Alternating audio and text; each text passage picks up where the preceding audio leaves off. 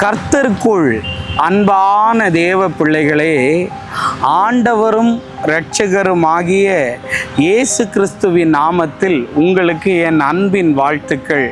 இந்த காலை நேரத்திலையும் கர்த்தருடைய வார்த்தையோடு உங்களை கண்டு சந்திப்பதில் நான் மிக்க மகிழ்ச்சி அடைகிறேன். இந்த நாளிலேயும் நியாயாதிபதிகள் 6வது அதிகாரம் அவனுடைய 13வது வசனத்தை வாசிக்கிறேன். அப்பொழுது கிதியோன் அவரை நோக்கி, என் ஆண்டவனே, கர்த்தர் எங்களோடு இருந்தால் இவைகளெல்லாம் எங்களுக்கு நேரிடுவானேன்?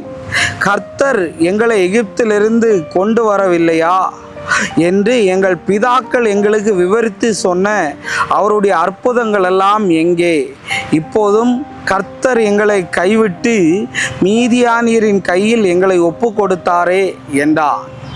இன்னைக்கு தேவனிடம் நாம் கேட்கிற 3 கேள்விகள் என்று பேச விரும்புகிறேன். தேவனிடமாய் கிதியோன் 3 கேள்வி கேட்கிறான். என்ன? என் ஆண்டவரே, எங்களோடு கூட நீர் இருந்தால் இவைகளெல்லாம் எங்களுக்கு நடக்குமான்னு. தேவன் உங்களோடு கூட இருக்கிறதுனால தான் இவைகளெல்லாம் நடக்குது. தேவன் உங்கள் கூட இல்லைன்னா இவைகளெல்லாம் நடந்திருக்காதுங்க. ஏன் தெரியுமா? தேவன் உங்கள் கூட இருக்கிறதுனால தான் சத்துரு உங்கள் வாழ்க்கையில் வந்துட்டும் சத்துருவை ஜெயிக்க விடாமல் உங்களை தேவன் ஜெயிக்க விட்டு கொண்டு இருக்கிறார். இன்னைக்கு உங்களை பார்த்து சொல்ல வரேன், தேவன் என் கூட இருக்கிறாரா? தேவன் என் கூட இல்லையா? அவர் ஏன் எல்லாத்தையும் பார்த்துட்டு அமைதியாக இருக்கிறாரான்னு கிதியோன் கேட்டது மாதிரி நிறைய பேர் கேட்டுக்கிட்டு இருக்கீங்களா? நீ அவர் இல்லைன்னு சொன்னாலும் நிழல் போகிறது மாதிரி அவர் உன் கூட வந்துக்கிட்டே தான் இருக்கிறாரு. இப்போ மழை பெய்யும் போது நிழல் நிறைய பேருக்கு தெரியாது. அதுக்குன்னு நிழல் இல்லாமையா போயிடுது. நிழல் கூடயே தான் இருக்குது, உனக்கு தெரியலை.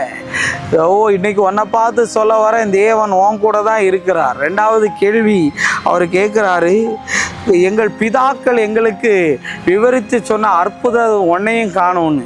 நிறைய பேர் சொல்லுவாங்க, ஆபிரகாமுக்கு செஞ்ச மாதிரி எனக்கு செய்யுங்க, யோபுக்கு செஞ்ச மாதிரி எனக்கு செய்யுங்க, ஈசாக்குக்கு செஞ்ச மாதிரி. இவங்க எல்லாம் விவரித்து சொன்னாங்களே, அதெல்லாம் உன்னையும் காணுமேன்னு.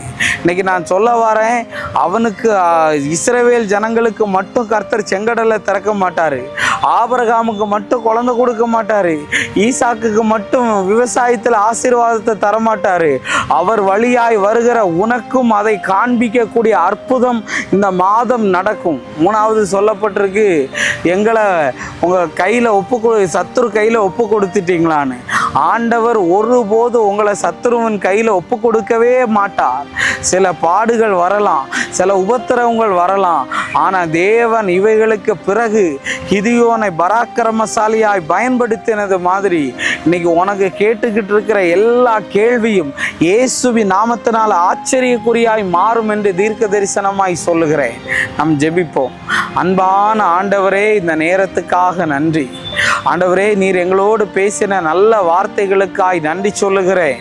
கேட்ட கேள்விகளுக்கெல்லாம் இந்த பிள்ளைகளுக்கு பதில் கொடுத்ததற்காய் நன்றி. இயேசுவின் நாமத்தில் வேண்டுகிறேன் நல்ல பிதாவே. ஆமேன், ஆமேன், ஆமேன். God bless you. கர்த்தர் உங்களை ஆசீர்வதிப்பார்.